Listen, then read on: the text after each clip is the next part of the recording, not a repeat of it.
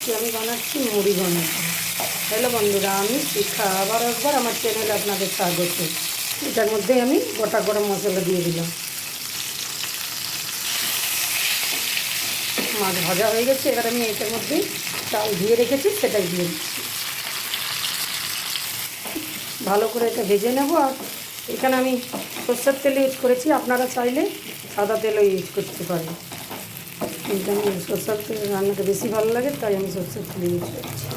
মুড়ি ভাজার মতো সাদা সাদা হয়ে গেছে, এবার আমি ঘি দিয়ে দিলাম। ঘিটা দিতে পারেন, নাও পারেন। এটা আমি খুবই সিম্পলভাবে বানিয়েছি। হলুদ, লাল লঙ্কা গুঁড়ো, জিরে গুঁড়ো। এইটা খুব তাড়াতাড়ি 5 মিনিটের মধ্যে হয়ে যায় রান্নাটা। পরিমাণ মতো জল দিয়ে দিলাম, কয়েকটা কাঁচা লঙ্কা দিয়ে দিলাম, নুন দিয়ে দিলাম। একটু হালকা মিষ্টি মিষ্টি হবে, আপনারা চাইলে চিনিটা স্কিপ করতে পারেন।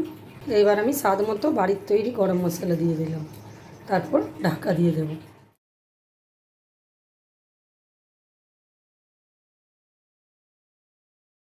একদম টেনে নিয়েছে, কতটা সুন্দর হয়েছে।